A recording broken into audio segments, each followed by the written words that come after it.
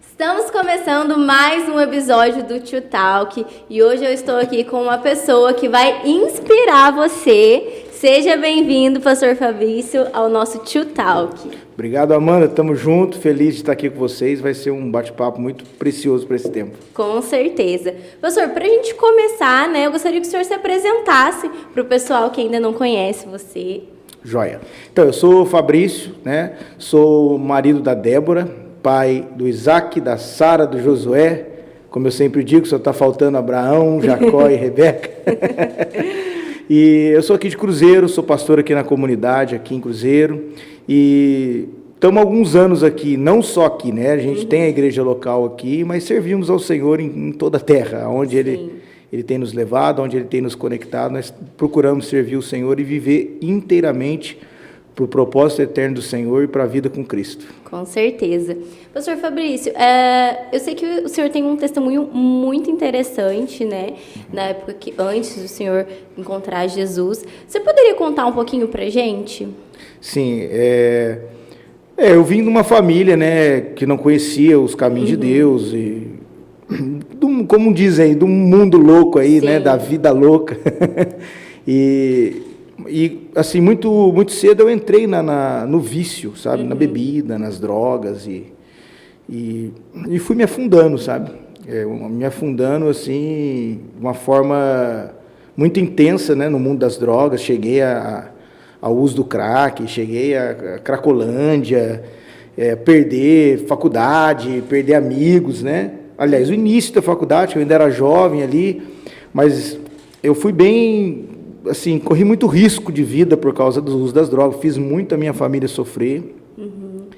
Mas, assim, logo que a minha irmã foi num retiro, ela teve um encontro verdadeiro com Deus, teve a vida transformada, e tudo começou ali, Ela voltou, ela ainda era jovem, Meu pai também vivia uma vida desregrada, minha mãe sofrendo e tal.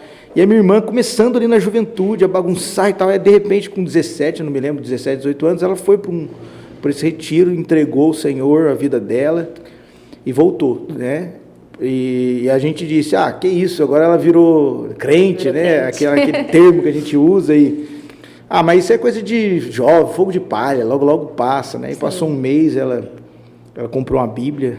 Não, mas isso passa, logo, logo. Passou 3 meses, ela comprou uma Bíblia de estudo. Passou um tempo, ela estava com novas amizades. O churrasco dela não tinha mais bebida, bagunça, E foi passando alguns meses, ela estava servindo na igreja, ajudando, E resumindo, no final de tudo isso, hoje eu sou um pastor, meus pais meu pai e minha mãe, meus pais, eles servem na casa de Deus também. A minha irmã também, ela é casada com um pastor, também serve a Deus. E a palavra que eu deixo nesse aspecto começou com a minha irmã mais nova, talvez a mais improvável, Sim. E de repente tem alguém jovem aí que pode estar ouvindo isso e tem uma família com dificuldade. Quero deixar essa palavra com você. Se você assumir uma posição, Deus ajuda a colocar a sua casa em posição. Com certeza. É o que aconteceu comigo lá, Sim, e nessa época, como que foi, assim, ela te convidou e aos poucos você foi cedendo? Sim, também. Na verdade, eu fui o último, Sim. Eu costumo dizer que eu fui o único usuário ali de crack, assim, da família naquele tempo, naquela época, E hoje eu sou o que sou um pastor dentro da minha família, Sou pastor dos meus pais, primos, E Deus me colocou nesse lugar também para interceder pela família. Hoje muitos dos meus familiares se entregaram ao Senhor, Mas assim, não só pelos convites dela, a gente começou a perceber a vida, a integridade, a natureza de Cristo na vida da minha irmã, que depois, consequentemente, eu vi na vida dos meus pais. E que é o que realmente a gente precisa ser como cristão, pastor? Verem em nós, Não só falar, porque é muito falado sobre isso hoje em dia, né? A gente fala assim, nossa, a gente chama a pessoa para ir, a gente chama a pessoa para estar perto de Cristo, e a pessoa não quer, mas o que realmente vai mudar é o evangelho vivo, né, pastor? Isso aí. A gente costuma sempre dizer, né, que as pessoas estão lendo a gente, né? As pessoas, elas estão o tempo todo observando aquilo que a gente está vivendo, aquilo que estamos nos tornando, que a gente sempre fala, não é o que fazemos ou falamos, é quem estamos nos tornando. É a revelação do Cristo na nossa vida diária, na nossa rotina. É isso que de fato vai impactar as pessoas. Porque hoje nós estamos vivendo, Amanda, uma era de informação. Todo mundo sabe sobre Jesus, sabe sobre igreja, sabe sobre muitas coisas. Né? Mas não adianta eu ensinar o que eu sei se eu não multiplico quem eu sou. Numa era de informação, eu posso falar tantas coisas bonitas que não são respaldadas, né, por um caráter que foi realmente transformado. Uma coisa que eu sempre associo nisso, né, plante uma atitude e você vai colher um hábito. Plante um hábito, você vai colher um caráter. Plante um caráter, você vai colher um destino. Então, se você planta atitudes novas, condizentes com a sua nova vida, né, não mais as atitudes velhas. Se você planta atitudes velhas, você vai colher velhos hábitos de quem não se transformou, de quem não foi afetado por uma transformação genuína. Né? Agora, se você planta novas atitudes, você vai colher novos hábitos. E quem planta novos hábitos vai revelar um novo caráter. Sim. Isso vai mostrar o destino que ele está tendo. Com certeza. Professor, e dentro dessas, né, a gente vê também essas questões que também são muito faladas de pessoas que chegam a frequentar um ambiente, né, ali de adoração, de conhecer a Cristo e saem desse caminho. Como que o senhor enxerga isso? Como eu falei, né, hoje a informação e a moda está acessível para todos. E muitas das vezes o cristianismo é uma realidade. Mas para muitas pessoas o cristianismo pode ser uma moda. Todo mundo frequenta uma igreja, hoje os artistas, os jogadores, e está na mídia, né? Nós temos a internet, temos a televisão, então às vezes a experiência dessa pessoa, né, com Jesus foi pautada na informação, numa reunião, num lugar, numa circunstância, mas que não afetou uma realidade interior. Talvez foi de fora para dentro. Sim. Talvez foi... A Bíblia fala sobre isso, a semente que cai num terreno pedregoso, ela até nasce, mas ela não cria raiz, então ela não suporta as aflições, as angústias do tempo. Né? Então, assim, essas pessoas provavelmente que de alguma forma experimentaram movimentos evangélicos ou católicos em nome de Deus, mas não se aprofundam, talvez é esse tipo de terreno, esse tipo que não criou raiz, que não houve uma... A grande questão nisso, Amanda, é a mudança de natureza. Nasceu de novo ou não? Né? E agora, nós não temos como... Não tem um crachá de juiz aqui dizendo, poxa, esse aqui nasceu de novo, aqui nasceu de novo. Sim. Tem uns caras aqui atrás das câmeras. A gente fica pensando,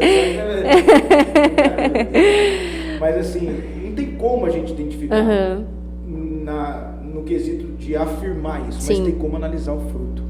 A Bíblia diz que pelo fruto você conhece a árvore. Então, o que a gente crê? A gente crê num cristianismo sintomático. O que seria isso? Eu acessei Jesus pela graça, né? A graça me fez acessar a Cristo por meio da minha fé em Jesus. Mas agora que eu acessei, assim, a minha vida nova em Cristo começa a revelar os sintomas de que realmente eu fui afetado por essa natureza. Sim.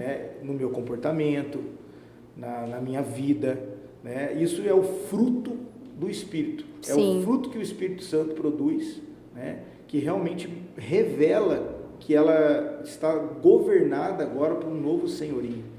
Já não é mais aquele antigo senhor, aquela vida dominada pelo pecado, mas agora tem um novo, porque assim, Jesus não é só aquele que te salva, é aquele que te assenhora, Sim. né? É aquele que governa, aquele que realmente quer conduzir a sua vida. Romanos 8,14 diz que os que são nascidos de Deus são guiados pelo Espírito Santo de Deus. E se você é guiado, né, por um novo Senhor, por um novo reinado, um novo governo, automaticamente você vai revelar o fruto do caminho dele. E não mais o fruto de uma velha natureza. E como que a gente consegue, assim, diferenciar frutos de resultados? Porque, assim, como a gente estava falando, né, dessa questão de modismo, do ser cristão estar na moda para muitas pessoas, e a gente vê muitas pessoas fazendo com as próprias mãos e até gerando um resultado, né? E como que a gente pode diferenciar o que seria realmente um fruto ou um resultado? Tem coisas que o fruto e o resultado, no primeiro momento, parece igual, né? Porque, tipo assim, o que seria um resultado? Olha, tá dando certo. Né? Mas o que seria o fruto? A diferença do fruto do resultado é que o resultado pode ser o que dá certo, mas o fruto é o que é certo. Porque, às vezes, o que dá certo por fora, no que as pessoas estão vendo de mim, talvez não seja o que realmente é certo dentro de mim. Tem um salmo que diz: quem entrará, subirá no santo lugar? Quem há de permanecer nesse lugar? Aí a resposta vem: os que são limpos de mão e puros de coração. Ou seja, mão, comportamento. Sim. Você faz, coração, a sua intenção. Então, quem verdadeiramente está vivendo um fruto? Aquele no qual aquilo que está alinhado com aquilo que se tornou dentro de si. Quando o seu comportamento é o realmente que está aqui. Porque eu posso dizer um monte de coisa aqui para você e sair dessa reunião aqui agora e fazer tudo o contrário. Sim. Né? Então, assim, o resultado, ele é algo que se esvai com o tempo. Né? Mas o fruto, ele é permanente. A grande diferença do resultado e o fruto é que, independente do cenário, o fruto continua. Uau. É a perseverança, a permanência. A pessoa não vai desistir, ela vai manter aquela integridade diante de obstáculos, diante de perseguição, diante de calúnias, diante de injúrias.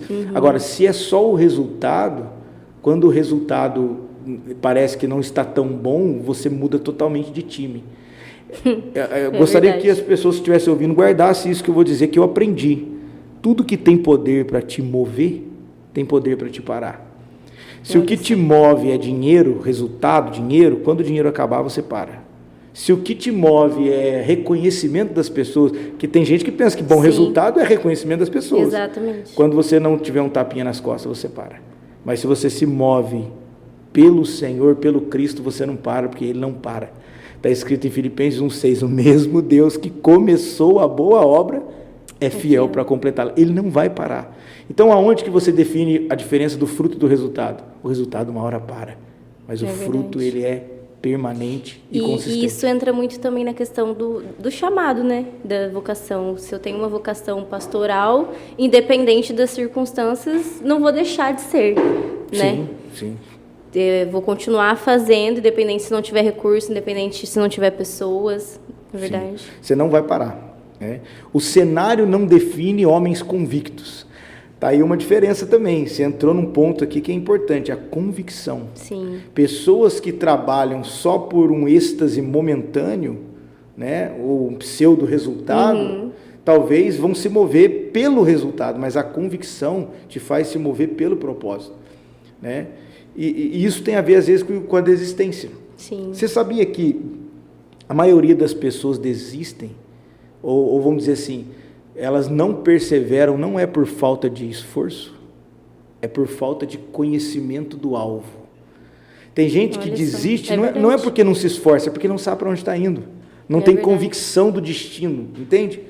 Você pensa, aquela pessoa não se esforçou. Às vezes ela se esforçou, você olha para a pessoa, você vê que ela está quase morrendo de tanto se esforçar. Só que uma hora ela vai e desiste porque ela não sabia verdadeiramente para onde está indo. E isso a gente aplica em várias áreas, né, pastor? Várias áreas. Por exemplo, a gente teve aqui algumas pessoas falando sobre empreendedorismo. Isso aplica totalmente, porque são pessoas que começam e desistem no meio do caminho por, às vezes, não ter pesquisado antes de abrir aquela loja, aquela empresa, e queriam muito, se esforçaram muito, mas deu aí 1 ano, 2 anos, acaba parando porque não tinha esse conhecimento, realmente. A clareza, né? É verdade, essa clareza do que o que eu fui chamado para isso, não somente ministerialmente falando, mas profissionalmente também. Eu tenho disposição para aquilo, né? Hoje em dia, até eu estava vendo no Instagram, o pessoal falando que hoje a parte profissional ela é medida não apenas por salário e cargo, mas dentro disso, essa fatia, né, do bolo diminuiu, porque hoje as pessoas têm visto também gostar do que faz, tempo de qualidade, se a pessoa vai desenvolver profissionalmente onde ela está. Então, assim, hoje entrou muitas coisas dentro dessa fatia aí, que antes era só cargo e salário. E hoje eu, né, na minha pouca experiência, né, que ainda estou aprendendo, mas eu vejo isso na parte ministerial também, que às vezes as pessoas elas não olham para o mais importante, né? Que é realmente se eu fui chamado para aquilo, se Deus está naquilo, mas ainda continuo olhando para o cargo e o resultado ali na questão, muitas vezes salarial e também do tapinha nas costas, né? E às vezes faz o que não gosta. Exatamente. Por causa desse tipo de conveniência. Uma coisa que talvez seja uma resposta para alguém que vai ouvir isso. Talvez você está sofrendo, está cansado, seja no que você está fazendo, seja profissionalmente, ministerialmente. Talvez o que eu vou dizer agora pode salvar a sua vida. Sim. Pega isso aí. É verdade. Quem trabalha fora da vocação se torna escravo do próprio esforço. É verdade. Nós precisamos entender o que verdadeiramente Deus está construindo para que a gente esteja inserido dentro disso. Isso tem muito a ver com a crise de identidade desses dias. Sim. O que eu sou? O que eu sou? Eu aprendi que antes de você saber qual o propósito que Deus tem para você, você precisa saber qual o propósito que Ele tem para Ele mesmo. Exatamente. E qual é o seu papel dentro desse propósito. Aí as pessoas não ficam mais com essa crise de identidade. E aí trabalham realmente, né, naquilo que gostam, naquilo que amam e naquilo que são talhadas para fazer. Sim. E eu acho que entra também um pouquinho da questão da ansiedade, né? Do tudo para ontem. Por exemplo, eu acho que o meu chamado, vou usar o pastoral, que é o mais conhecido, né? Eu sou chamado para ser pastor. Tá. E já começa a se esforçar com as próprias mãos para chegar naquilo e não sabe, não vai devagar, não vai conhecendo realmente ali se é isso que Deus quer, se é isso que realmente arde o coração, né? E vai. Aí na hora que chega lá na frente, nossa, o que eu fiz da minha vida? Perdi amigos, perdi pessoas, fiz um monte de coisa errada para chegar numa posição, sendo que, na verdade, Deus me chamou, de repente, para ser um empresário. Justamente. E, às vezes, vai pela moda, como a gente falou, né? A moda muda. Eu aprendi isso com o pastor João. A moda muda. O que ela não pode é mudar você, né? É verdade. Nossa, é terrível, Amanda. Sabe qual é o que acontece quando, às vezes, a gente se move por esse imediatismo, esse modismo? Você corre o risco de subir 15 degraus de escada e descobrir que estava no prédio errado. Teve uma vez que eu fui pregar num lugar, fui ministrar numa cidade e a gente estava meio atrasado ali em Minas. E meu pai estava dirigindo e eu falei, pai, vamos dar uma aceleradinha aí pra gente, senão não vamos atrasar, né? Sim. E aí começamos a ir mais rápido. E por ir mais rápido, não olhamos uma placa de uma rotatória lá e entramos na pista errada. Nossa. Quando a gente se deu conta, a gente estava mais longe. Ou seja, agir dessa maneira, às vezes te leva mais rápido para mais longe.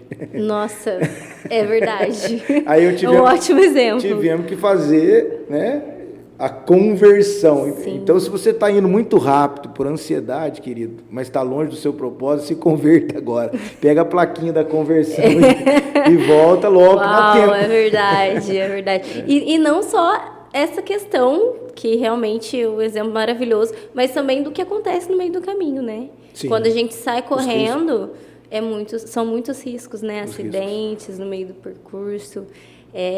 Não somente o desvio de rota, mas também você se machucar, né, pastor? É bem complicado. Pastor, entrando agora um pouquinho na questão da comunidade, né? A gente comentou aqui, o senhor comentou aqui, né, que é pastor na comunidade. Como que começou a comunidade? Então, o pastor João começou um grupo de convívio, né? Tipo, eu não sei falar, um grupo de convívio, pequeno grupo, uma cela, uma reunião. Sim. Né? Uma reunião em casa e tal, né? E aí o João já estava, tanto que nessa primeira reunião a gente já fez tudo junto, né? Ele estava organizando e ele falou: Fabrício, fala aí você hoje, né? A gente já tinha essa sintonia. É aquele lance, quem está indo para o mesmo lugar se encontra no caminho. É, né? verdade. E dali começou, né? E aí, pouco tempo depois, nós conversamos, fizemos uma reunião, olha, vamos construir isso num presbitério, né? Lá não é um pastor somente que hoje sou eu e o João, né? Somos nós dois que estabelecemos um presbitério ali de governo ali da comunidade. E dali nasceu, né? Ali no Itagaçaba nasceu a comunidade e decidimos juntos ali pegar um local, né? Realmente plantar ali, né? Uma igreja local e começamos a desenvolver muitos trabalhos ali, né? Veio também o pastor Mário, hoje tem o pastor Cláudio com a gente e muitos outros líderes lá, são pessoas maravilhosas, irmãos, nós estamos vivendo um tempo maravilhoso como comunidade, um beijo comunidade, nós te amamos. Temos visto aqui em Cruzeiro. E nós estamos, né, também em Guará, em Cachoeira Paulista, né? Isso como comunidade local, mas nós temos ligações de igreja, alianças pelo Brasil todo e fora, né? A gente entende que não é uma denominação, realmente o Senhor está trabalhando uma igreja macro, uma única igreja, o corpo de Cristo, né? Mas também nos movemos institucionalmente como igreja local, mas conectado no todo. E aí pastor Mário no começo também teve um projeto muito lindo, que com almoço comunitário, né? Todos nós juntos, mas o pastor Mário que organizou, né? Que foi o precursor ali nesse projeto. E por 5 anos, mais ou menos, todos os dias, de segunda a sexta, almoçou uma média de 40, 60 pessoas ali na igreja, recebendo a palavra, almoçando, chorando junto. Pessoas carentes, pessoas que estavam de passagem na rua. E como a gente também tem o trabalho com a Casa de Recuperação, a gente levava para a Casa de Recuperação, também nas escolas. E fomos desenvolvendo, né? E como comunidade, a gente acredita nisso. Muita gente tem vivido lá. É o evangelho, né, do reino, né, na centralidade de Cristo, algo muito importante, que não é o homem, não é a música para o homem, não é a palavra para o homem, é Cristo, em nós a esperança da glória, e a família, né, a família cristã. Deus, ele está fazendo em família, ele é pai e filho. Né? É verdade. Ele podia se revelar como chefe e empregado, ele podia se revelar a nós como, sei lá... professor e tal, mas ele decidiu ser pai. Ele decidiu edificar uma família. Ele fala de uma habitação, de uma casa que está sendo construída, né?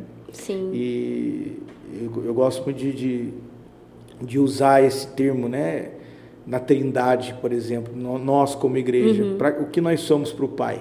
Somos filhos. E para Jesus, o Filho, somos a esposa. Para Cristo, o Filho. E para o Espírito, nós somos a casa. Então, Deus, ele está edificando em família. Então, a base daquilo que a gente está construindo ali é realmente, né, preparar essa geração que anseia pelo retorno de Cristo, essa família sacerdotal, né? A gente fala muito sobre o retorno de Cristo, sobre o evangelho do reino, a eternidade, né? E a família sacerdotal, o carral, né? O povo de Deus, que Deus está construindo para a eternidade, nele mesmo, né? Então é mais ou menos isso que a gente tem vivido lá como comunidade. É verdade. E muitos outros trabalhos, como eu falei, muito na escola, né? Nas casas de recuperação. Sim. E essa questão, né, que o senhor entrou aí da família, né? Hoje a gente tem visto, justamente por conta da bomba de informações, né? Internet fácil, acesso fácil, essa questão da família sendo desconstruída na sociedade, né? Como que nós, como cristãos, né, falando agora como cristãos, como que a gente consegue se posicionar nisso, nessa questão de resgatar essa família, ser um exemplo na sociedade na questão familiar? O primeiro ponto, Amanda, é isso que eu acabei de dizer, né? Entender como a palavra e a entidade chamada família é importante aos olhos de Deus. Às vezes essa deterioração familiar as pessoas não conseguindo estabelecer, não querendo viver família, talvez não compreende como isso é valioso diante dos olhos de Deus. Como eu acabei de dizer, se o próprio Deus está construindo em família, eu vou construir de que jeito? Né? Então, assim, no tempo em que as pessoas as ideologias se levantando contra o padrão, né, natural, original da família, o que mais me encoraja a continuar construindo a minha família é saber que Deus também está fazendo isso. Então, o primeiro ponto é entender como isso é um padrão de Deus se movimentar em família. E entender que tudo que foge dessa perspectiva talvez não seja um padrão, um modelo, né, de Cristo construir. Porque Ele mesmo está construindo e Ele nos ensinou, Ele formou o homem, né, estabeleceu o homem para quê? Que foi a primeira ordenança? Forme família. Sim. Vocês vão multiplicar, vocês vão gerar filhos, vocês vão exercer o meu governo sobre toda a terra, formando famílias. É um modelo que Deus separou para que fosse estabelecido, estendido o seu reino, né, o seu governo sobre a terra. E você vê o casamento, né? O casamento, ele é uma base na Bíblia de representar o que Deus quer fazer. Quando ele fala, vou unir Cristo, meu Filho, com a igreja, para formar um ser coletivo, uma nova criação, para governar sobre todas as coisas na eternidade. Ele escolheu o que para representar isso, essa união? Ele podia ter escolhido, vou escolher a nuvem juntando com a montanha, olha que coisa linda. Eu vou escolher o céu juntando com a terra. Não, ele escolheu, também tem nuvem, tem montanha, tem céu e terra, mas ele escolheu a figura do casamento para representar a união de Cristo e a igreja. Então isso mostra, Hebreus fala, né, maior do que, mais digno de honra é o matrimônio, né? Sim. Então, assim, entender como isso é aos olhos de Deus me protege de desvalorizar o casamento e a família por coisas fúteis. Hoje em dia as pessoas abandonam uma palavrinha, que eu tenho uma raiva dessa palavrinha, né? Não é uma palavrinha, né? É uma frasezinha, incompatibilidade de gênio. Nossa. Não, eu vou abandonar essa mulher ou esse marido, porque nós não somos compatíveis, né? Ou seja, na verdade não é mais fácil você dizer, eu sou egoísta. É mais fácil você dizer assim, eu quero viver a minha vida. É verdade. Eu não me submeto a algo coletivo, a algo que... Não, eu só quero viver para mim. É mais fácil você dizer isso, do que dizer, não é compatível. Uma vez uma pessoa falou para mim, pastor, vou largar minha esposa, vou separar. Eu falei assim, mas por quê? Não, é porque quando eu casei, eu não amava ela. Aí eu falei, e você veio pedir meu conselho? Meu Deus. Não, quero o seu conselho. Então vamos lá na Bíblia. O que está escrito aqui? Amai a vossa esposa. Deus não mandou você casar com quem você ama. Deus mandou você amar quem você casou. Olha só. Então vai que é tua, Tafarel, eu falei para ele. Né? Depois dessa, né? Não tem argumento, né? Sim. Estou falando no quesito, tem argumento para quem não crê em Deus e nos seus princípios. Sim. Mas eu não creio nisso, eu largo e vou, e aí cada um, né, tem a sua crença, né? Eu vejo realmente como um egoísmo, como o senhor falou, porque muitas das vezes tem pessoas que já têm até filhos, né? E acaba chegando nesse nível de divórcio e não sabem o quanto isso impacta na criança, né? Porque, às vezes, hoje em dia, a sociedade tenta trazer como normal os pais separados, né? Tem duas famílias e tudo mais. Só que não é normal, né? A criança, por mais que hoje a sociedade ela esteja tentando normalizar isso, a criança, ela sofre. No dia dos pais na escola, no dia das mães na escola, né? Ver outras famílias com os pais casados, né? Às vezes, não tem nada a ver, é normal. Mas a criança, ela cresce com algo ali dentro dela, né? Eu tive um crescimento, né? Sem meus pais junto, e eu senti que muitas coisas hoje, né? Depois que eu me converti, que eu entendi algumas coisas da vida e tal, eu vi atitudes minhas, sentimentos que eu tinha, atitudes com pessoas, foi por essas coisas. Não que eu cresci uma criança triste, não, mas atitudes que eu tinha da minha vida, escolhas que eu fiz na minha vida em determinados momentos, foi por conta disso. Sem dúvida. A separação dos pais, sem dúvida, é um buraco, né, na vida de um filho. Tem pessoas que superam devido à sua vida com Deus, ao seu equilíbrio, à sua postura de transformação, né? Mas, sem dúvida, é um rombo. Eu gostaria de deixar aos ouvintes aí, da onde que nasceu essa realidade? Porque se você pensa assim nos nossos tataravó lá, naquela época. Eles se separavam? Não. Havia divórcio como há hoje, assim, comum, né? Poderia ter acontecido um caso ou outro, mas era raro, né? E inclusive, e não era aquele lance de as pessoas escolher o marido e a esposa. Os casamentos, a maioria deles eram arranjados. O pai trazia, você vai casar. E mesmo assim, eles ficavam juntos para a vida toda e aprendiam a se amar, conviver, constituir família. Por quê? A mentalidade da sociedade em geral, naquele tempo dos nossos bisavós, tataravós, era a seguinte mentalidade: o casamento é um sacramento divino que tem um papel de criar filhos e gerar saúde para a sociedade. Olha só. Então, as pessoas, quando escolhiam, ou mesmo quando arranjavam-se um casamento para elas entravam nessa relação com a seguinte mentalidade: estou entrando em algo que é, né, um sacramento divino e que é para melhoria de tudo, que é para cuidar, que é para ser bom para a sociedade, ser bom para a vida comunitária em geral. A mentalidade do casamento era uma mentalidade não privada, tipo, para mim, era uma mentalidade pública. O meu casamento não é só para me satisfazer, é para cumprir um propósito que tem a ver com o bem social, que tem a ver com a vida espiritual. Era assim a mentalidade dos antigos, por isso não tinha divórcio. Mas no iluminismo entrou essa nova mentalidade. Casamento começou a ficar ligado no tipo: escolha alguém que te satisfaça. Escolha alguém que te dê prazer sexual, emocional e realização pessoal. Porque o que vale é a liberdade, é ser feliz, é o bem-estar. Essa mentalidade entrou na sociedade em geral e foi crescendo.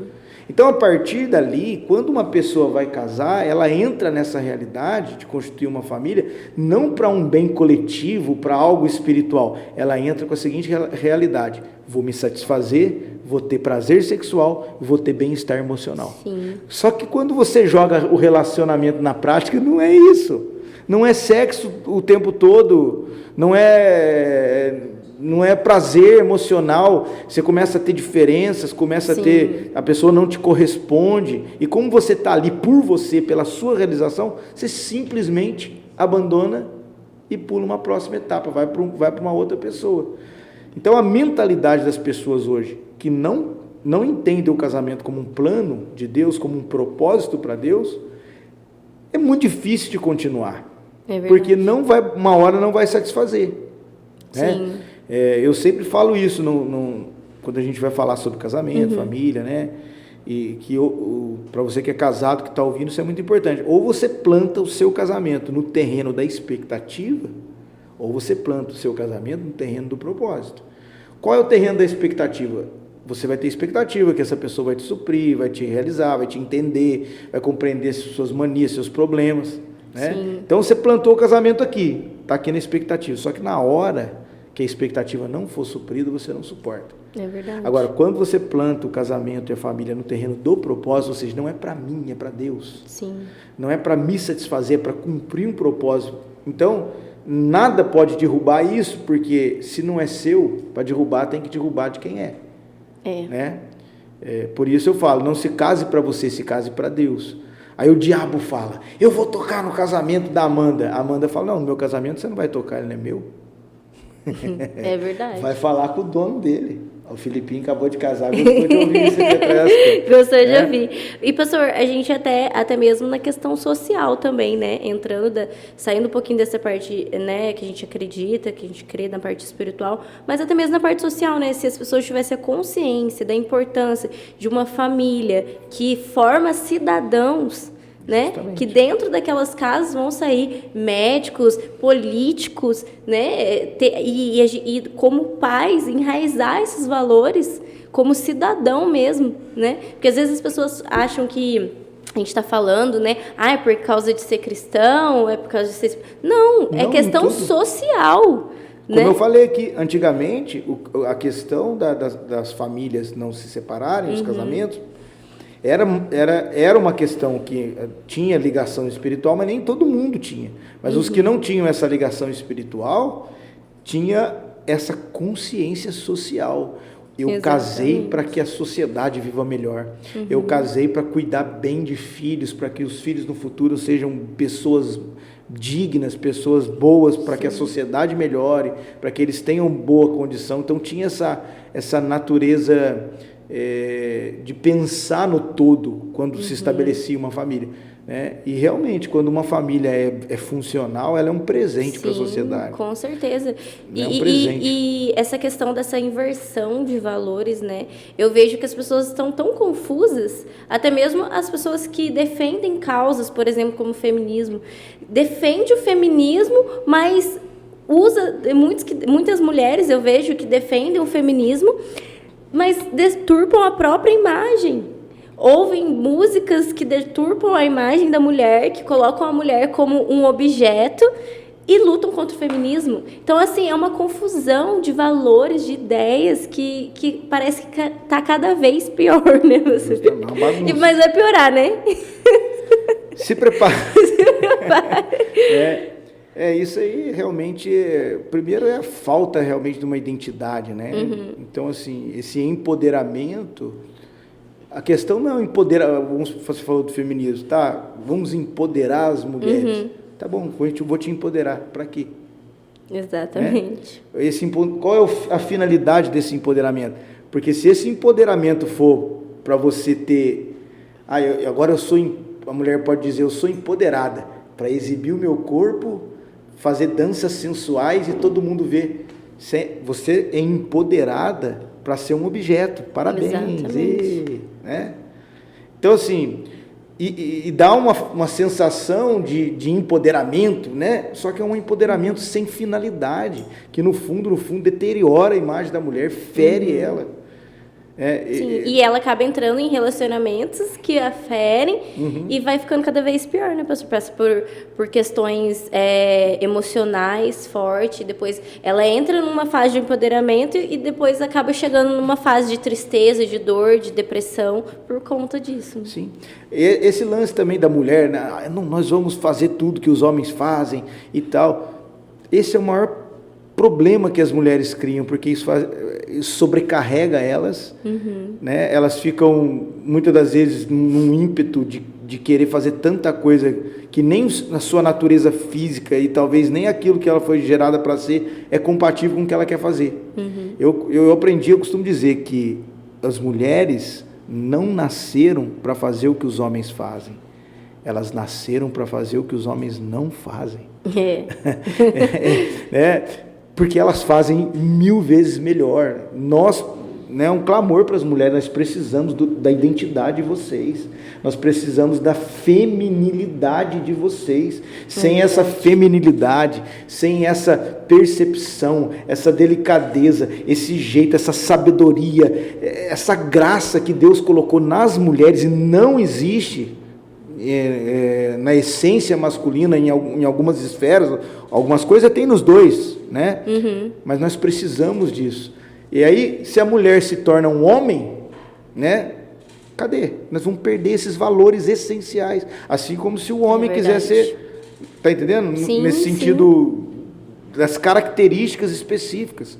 Né? Mas nós vemos um tempo, Amanda, que cada vez mais os homens estão menos homens e as mulheres estão cada vez mais homens. É verdade. Um dia eu fui visitar uma família E quando eu cheguei na casa, a mulher estava lá, ô, para com esse negócio aí, brigando com os meninos, respeito aqui, ó. Aí eu fui cumprimentar o irmão, o varão, paz, irmão, ele, pai, Senhor. Eu falei, meu Deus. Mudou tudo. Mudou aqui, cara, né? Assim, e a questão deles ali não era uma questão de sexo, de gênero, nada disso. Ele é o homem, ela era mulher lá na casa. Só que a característica, a posição, né? A posição. Né? E para mim, desculpe-me os varões, os homens, né? Varões, os irmãos aí que entendem os termos, e porque eu quero falar numa forma geral, não só para a igreja, mas para a sociedade. Eu sei que esse público, né, atinge tanto os irmãos cristãos quanto a sociedade em geral, né? A gente não está aqui fazendo apologia de nomenclaturas e religião, certeza. Né? Eu vou dizer uma coisa, que o maior problema, me desculpe os homens, de tudo isso é a omissão masculina. Eu sei que existem os desníveis femininos, os problemas, mas a omissão masculina é o que mais abre o precedente para essas coisas. Os homens fora da sua posição. Vão para a sociedade. Uma menina hoje com 23, menina não, uma mulher com 22, 23 anos, está saindo da faculdade pensando em mestrado, em doutorado, e o camarada, o homenzão da mesma idade, está lá viciado em videogame. É verdade. Campeão de Free Fire, olha aí, ó, peguei alguém agora. Grudado na barra da saia da mãe sem perspectiva nenhuma de futuro, né? Então, se a gente tem uma geração de homem que não se posiciona, a mulher vai ter que assumir um controle. E ela vai sofrer. Na verdade, ela vai ter essa sensação de empoderamento, mas ela está cansada. Você, mulher, que empoderou e assumiu sua casa, você se sente toda aquela que controla e governa tudo, olha para dentro de você e vê se você não está cansado. É verdade. Eu costumo dizer que homens omissos, mulheres controladoras e filhos rebeldes, um se alimenta do outro. Se você não entendeu essa fala, eu vou resumir. Homem banana, mulher abacaxi, gerando filho pepino. É uma realidade. A gente ri, né, da situação, mas é complicado, é triste. Mas para mim, começa com os homens. Cadê o Sansão? Está lá no quarto da Dalila. Cadê o Davi, que deveria estar lá na batalha? Está lá no terraço, vendo o Batseba tomar banho. Né? Existe um clamor nesse tempo. Homens, levantem-se. Homens, assumem os seus papéis. Dá descanso para sua esposa. Ensina seus filhos. Coloca sua casa nas escrituras. Levante. Se os homens não se levantarem, as mulheres vão sofrer e os filhos vão crescer sem perspectiva nenhuma. Desorientados, vulneráveis a qualquer ação desse tempo. E o que as pessoas têm que entender também, né, pastor, que isso não é essa questão que o senhor está falando, por exemplo, dos homens se levantarem, não é uma questão do homem passar por cima da mulher, mas é uma questão de posicionamento. Igual as pessoas têm uma ideia errada de submissão. Porque eu não posso ser submissa ao meu marido. Mas a submissão não é você ser escrava dele, é vocês andarem junto, lado a lado. Então, essa questão que muitas vezes as feministas trazem da submissão, principalmente das mulheres cristãs, né? É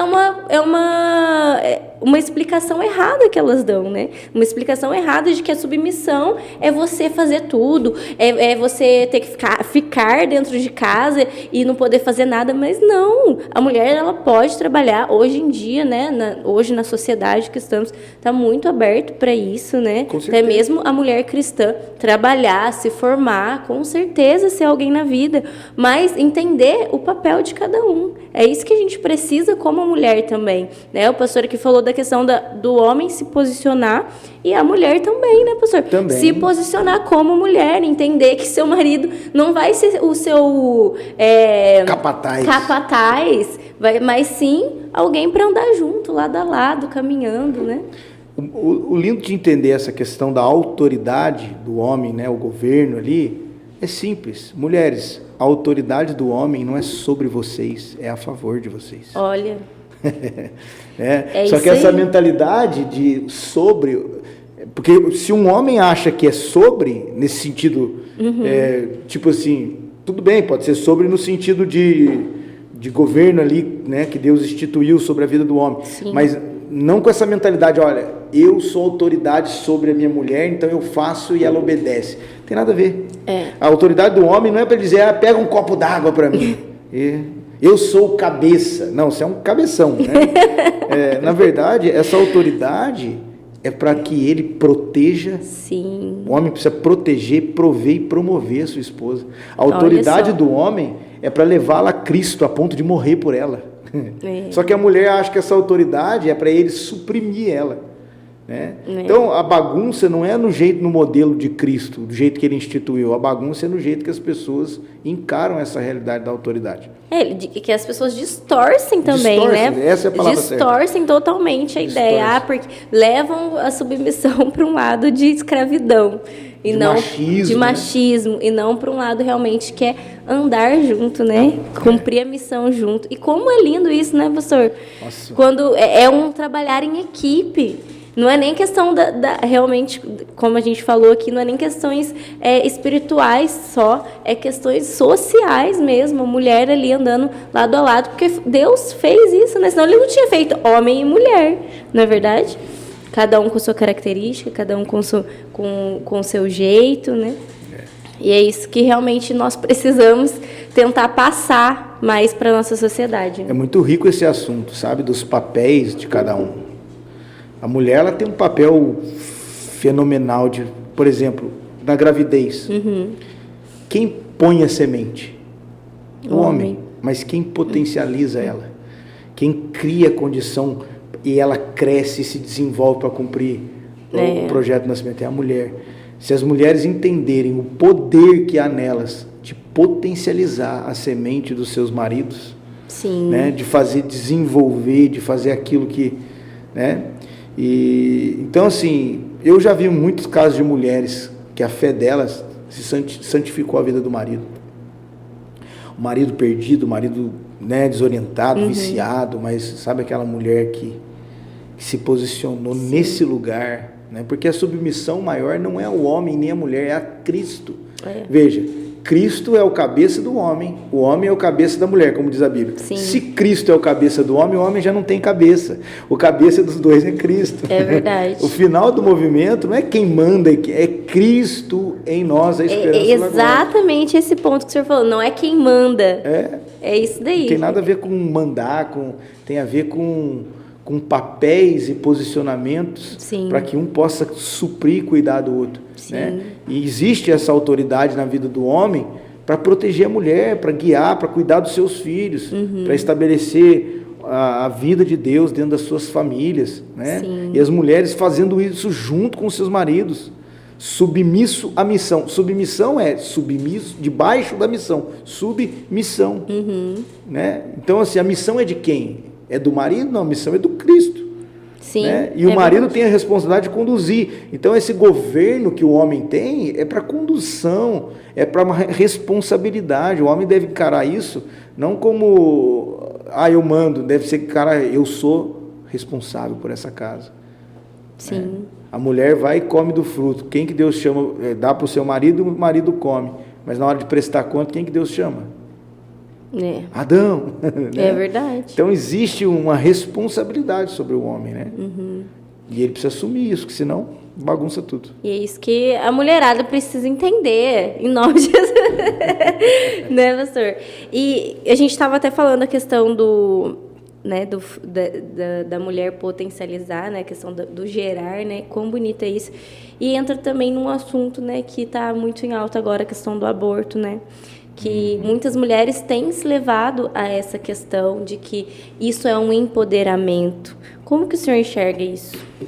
Olha, eu confesso para você que eu não sou uma pessoa que eu estudei, né, sobre essas questões aí no sentido científico e tal. Não tenho muito conhecimento, talvez. Tem muitas pessoas, talvez já falaram, vão falar aqui, pessoas que têm conhecimento sobre isso, né? Mas eu não consigo correlacionar esse direito de ceifar uma vida e linkar isso a um empoderamento. É como eu falei agora há pouco, empoderamento para quê? Para matar um feto? Né? Um empoderamento para quê? Para escolher, sentenciar se aquilo pode viver ou não pode viver? né?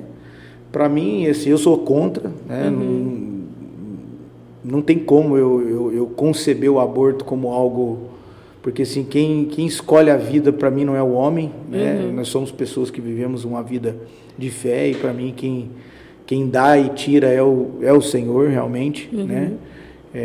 Ou, pelo menos, é o que deveria ser, né? No sentido da fé cristã. Sim. E eu acho que uma mulher que pensa somente no seu corpo, no seu bem-estar, né, e não vê todo um contexto, essa questão do aborto, você não pode analisar só foi um estupro, foi isso, foi aquilo, mas você tem que analisar todo um contexto. Sim. Tá bom, você foi danificada, mas e essa criança? Né? Ela foi a responsável por aquilo que danificou aquela mulher. Então, assim, encarar o aborto só como uma escolha feminina, sem uma concepção coletiva, que envolve tudo, como a gente falou, a sociedade, a vida cristã, os princípios descritos na palavra, sem analisar esse contexto, é somente por uma natureza realmente egoísta mesmo, que só pensa nos seus deleites. E entrando nessa parte também emocional, muitas mulheres na hora, ok, vou fazer, mas e depois? E a mente dessa mulher, né? O psicológico dessa mulher depois. Porque, querendo ou não, matou uma vida. Sim. Independente do tamanho que seja. A gente já viu casos de pessoas que se arrependeram grandemente depois de ter feito isso, né? E, assim, a gente não está dizendo, não estou nem aí com o que a mulher está passando.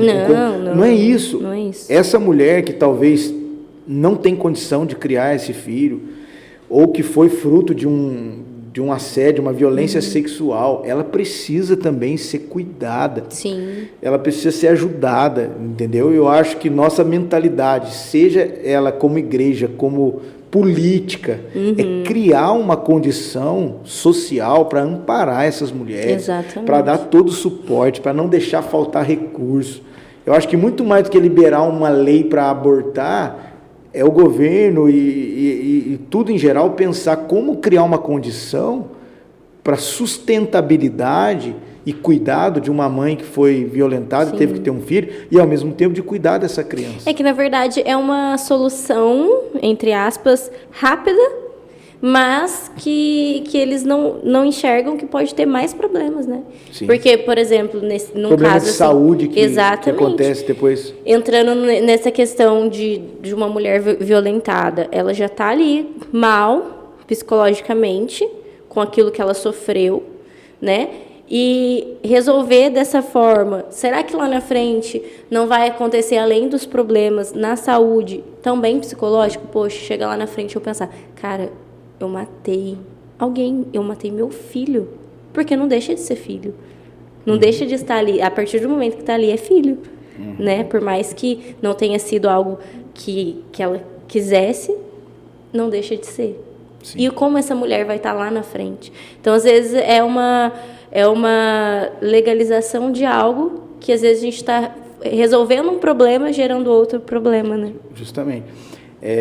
Toda busca por solução rápida, né? Sem, como eu falei, um contexto macro, sem pensar a longo prazo, sem pensar em todo um histórico em volta, mas somente naquela resolução temporária, pode gerar depois danos muito maiores, né? Sim. Eu gosto muito de dizer assim, nunca cometa um erro definitivo por causa de um sentimento temporário.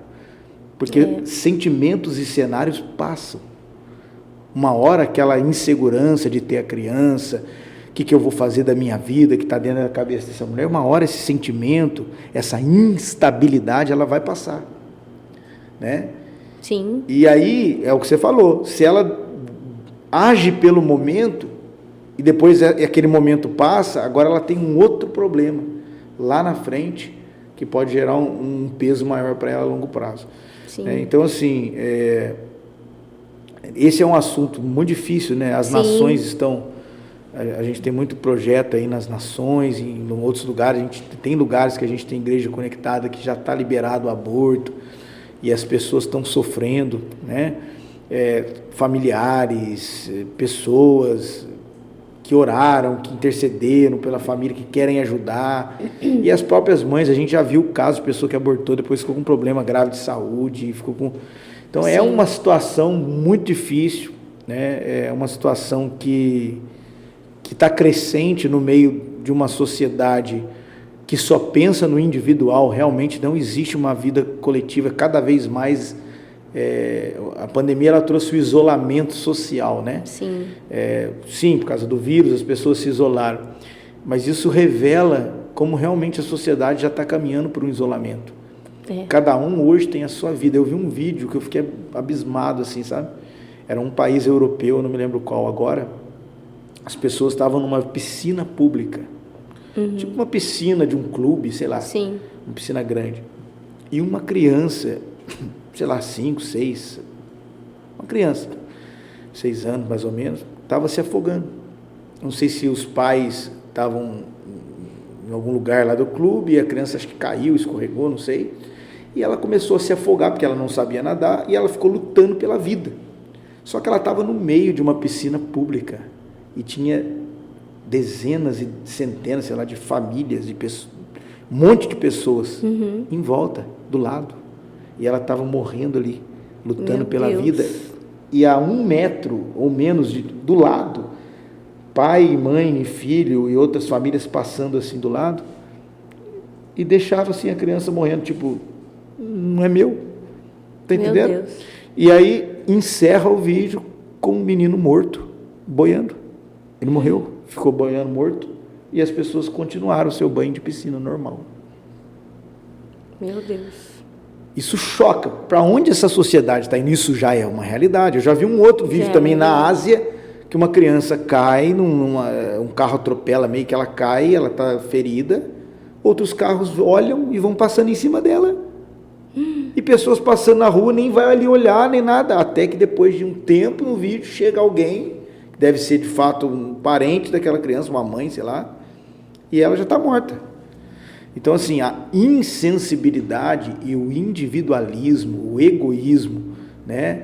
A Bíblia fala que nos últimos dias os homens serão amantes de si mesmos. Sim. Né? Então, assim, é a mesma natureza que está ligada em abortar uma criança, de pensar só em você, não num contexto como todo. Sim. Então, esse individualismo, esse isolamento, esse egoísmo, Paulo ele diz na Bíblia, né? O Deus deles é o próprio ventre. E para mim, né? Infelizmente, a sociedade, ela, em muitos aspectos, ela está caminhando para um lugar, está escrito, né? Sim. Os últimos dias serão dias difíceis, o ser humano será Y, X, Y, um monte de características ali terríveis. Sim. Que envolve essa malícia do homem, essa humanidade. Mas, ao mesmo tempo, que o joio está tomando forma, o trigo também. Sim. Os dias serão difíceis, mas grandes sinais virão. Com certeza. As pessoas estarão ruins, mas terão homens e mulheres de amor, de graça, de misericórdia, de justiça. Né? Sim. E às vezes a gente nem percebe, né? Claro que esses exemplos são, assim, a níveis hard, né? Sim. Mas até mesmo hoje, nos nossos contextos, né, a gente vê quando acontece acidente, quando alguém cai, quando alguém atropelar, a primeira coisa que a pessoa faz é filmar. É filmar para colocar numa rede social ao invés de ajudar. Então, assim, é gerar conteúdo, né? Então, às vezes, o gerar conteúdo realmente está maior do que o ajudar.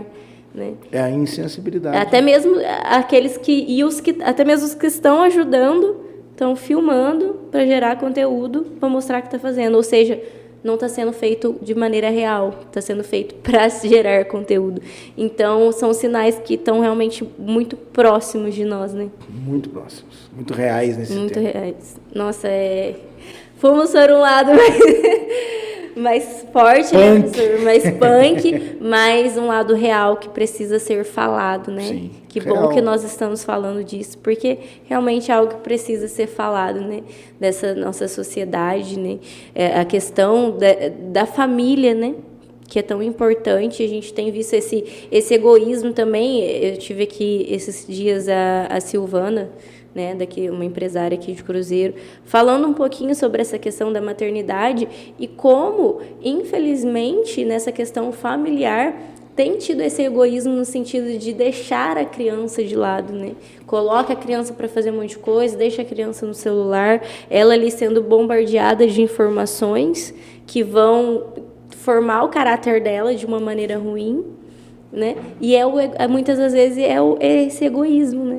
De não dar atenção para aquele filho, de não realmente colocar limites, de ensinar, e a nossa sociedade está cada vez sendo os valores ali sendo invertidos, né, pastor? Isso. Infelizmente, são as realidades desse tempo, né? Mas, como eu falei, eu tenho muita esperança. Né? A gente tem uma esperança. Sim. Ele virá. Com certeza. O Senhor, a Bíblia diz que até que chegue o tempo da restauração de todas as coisas, né? Então, assim, nós temos uma esperança verdadeira. Sim. Eu acredito, sim, que a sociedade vai para um caminho difícil, vai indo, a gente sabe. O índice de homicídio aumenta, de divórcio aumenta. Mas a gente sabe também que nas noites mais escuras é que a gente vê as melhores estrelas. Nos tempos mais difíceis que Deus costuma a manifestar os seus filhos de forma verdadeira, plena e abundante. Mateus 24:12 diz que por se multiplicar a iniquidade, o amor de muitos se esfriará. Mas no verso 14 diz que o evangelho do reino será pregado em todas as nações. Ou seja, que povo é esse que no meio de um cenário de frieza, de maldade, está semeando o amor de Cristo e o evangelho do reino nas nações? Então, nós vamos ver muito esse contraste. E está escrito na palavra de Deus. Sim. O dia do Senhor será grandioso e terrível. Esse contraste, sabe? A volta de Cristo, o dia do Senhor vai trazer esse contraste. Ao mesmo tempo que vai ser terrível, por causa do juízo, por causa de todas as coisas que terão que ser estabelecidas, vai ser grandioso. Por causa da glorificação, da presença de Jesus, do reino de Deus, né, da essência do plano eterno do Senhor. Então, esse contraste de difícil e maravilhoso, esse contraste de terrível e grandioso, a gente tem que começar a se acostumar com isso. Só que chegou a hora, talvez você que está ouvindo, de você escolher. Né? Sim. O que você quer viver? Você quer viver o terrível? Ou você quer viver o glorioso? O poder está nas nossas escolhas. Um dia Deus coloca o povo e chama Moisés e fala assim, escolham hoje a quem vocês querem servir. Se vocês vão servir o Senhor, se vão querer o bem ou se vocês vão querer o mal, né? E ele fala assim, eu ponho a terra e o céu diante de testemunha como da escolha de vocês. Já parou para pensar nisso? Deus mandando o povo fazer uma escolha, que tipo de caminho eles vão escolher, e o céu e a terra olhando de testemunha? Olha. Porque dependendo da escolha que você faz, Amanda, tanto os recursos do céu quanto os recursos da terra vão cooperar com a sua escolha. Seja se você escolheu o que é correto ou se você escolheu o que é errado. Eu prefiro escolher o Senhor. Tem um amigo que tem uma canção que diz, Jesus, a tua escolha me deixou sem escolha. Ou seja, você escolheu e agora eu já não quero mais, eu só quero o Senhor, né? Que lindo. Então a gente vai viver essa realidade, coisas difíceis, mas coisas gloriosas. Sim. Você que está ouvindo, se você está vivendo coisas difíceis, se prepara que tem coisas gloriosas no meio de tudo isso. Sim. Se você está tendo um momento bom, não desanime quando vier coisas e momentos difíceis, porque nós precisamos aprender a lidar em qualquer situação, né? Sim, com certeza. Maturidade me faz na alegria, na tristeza, né? Eu estava falando com o Felipe no casamento dele, que eu ia falar assim, na alegria, na tristeza, falar para a Priscila, na saúde, na doença, com barriga ou sem barriga. Que barriga. Oh, Deus.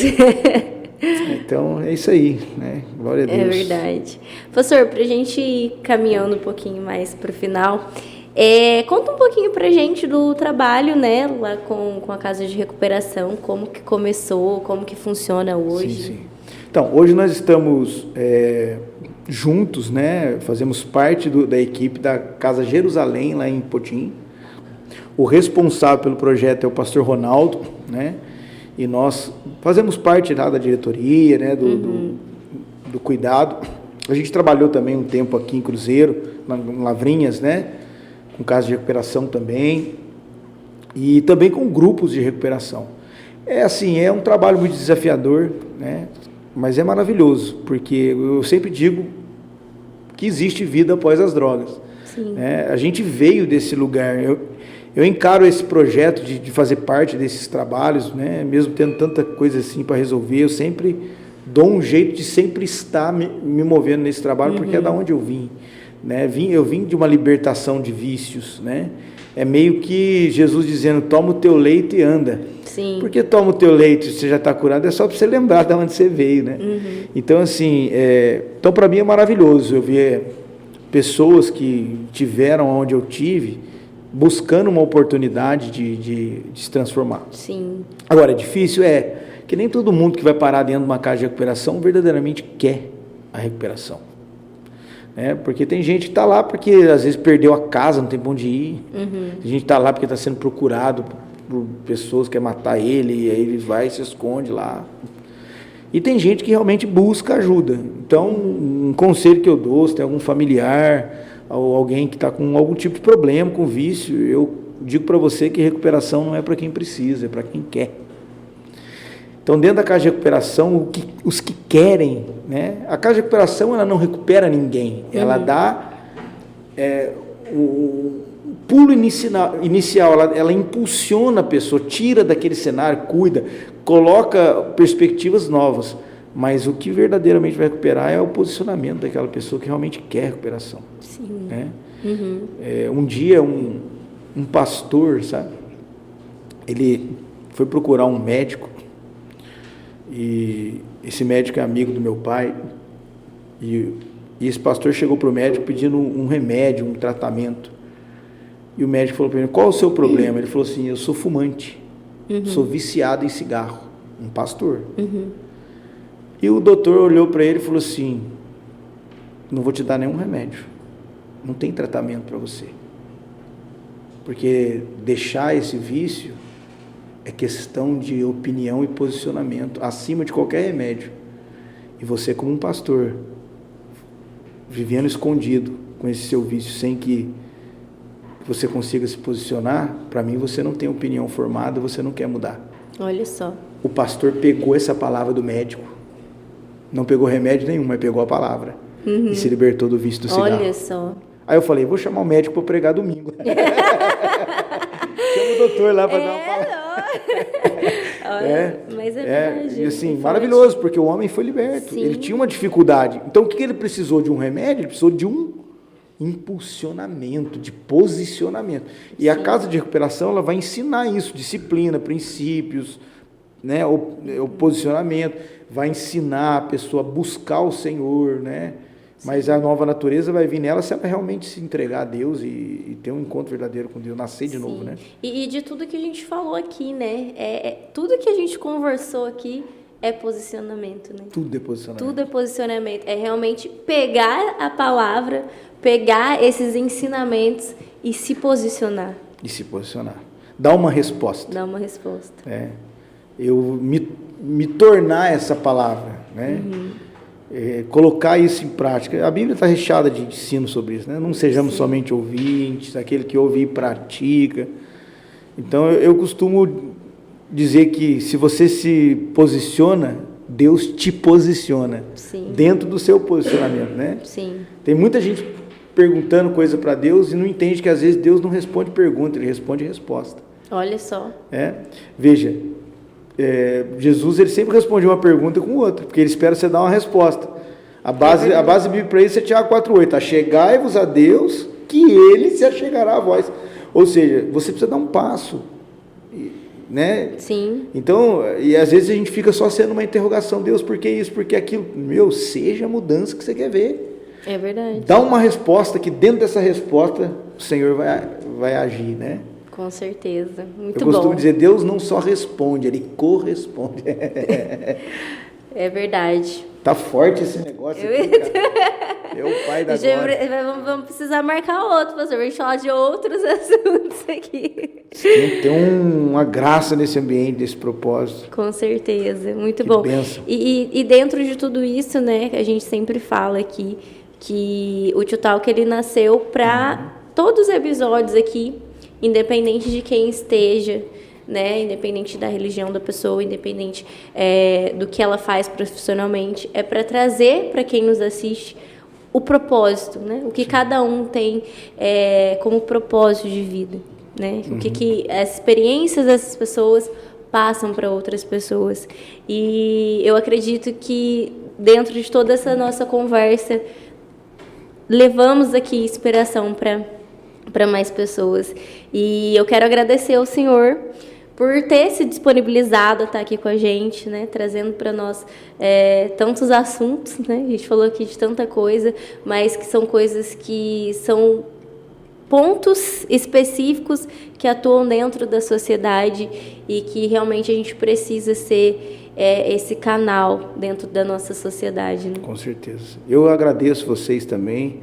Acredito muito no que vocês carregam aí nesse propósito, que é um propósito que está nascendo, né? Sim. Faz quanto tempo? Faz uns meses aí, né? Faz uns 5 meses. Uns 5 meses. Mas é um propósito que está trazendo relevância, né? Para as pessoas que vão buscar, para as pessoas que vão ouvir, em vários assuntos, como você falou, em vários aspectos. Então eu fico feliz de poder fazer parte dessa família aí. Com certeza, e estará aqui mais vezes. Tamo junto. Muito obrigada, viu, pastor, por esse tempo. Deus continue conduzindo em graça, em sabedoria, Amém. Nesses projetos tão maravilhosos, não somente da comunidade, mas também do pessoal lá da Casa de Recuperação, porque eu acredito muito na questão do avivamento ser uma transformação social. Sim. Então, o Senhor com certeza é uma peça fundamental aqui na nossa cidade de transformação social. Eu agradeço pela confiança, pelo carinho. Isso aí. Muito obrigada, gente, vocês que nos acompanharam até aqui, nesse episódio maravilhoso. Não deixe de compartilhar com alguém, envie aí para muitas pessoas que precisam se inspirar também. Se você ainda não é inscrito, se inscreva. Segue o pastor Fabrício lá no Instagram também, que ele tem sempre um vídeo lá de uma palavra que vai falar ao seu coração. E até o próximo episódio.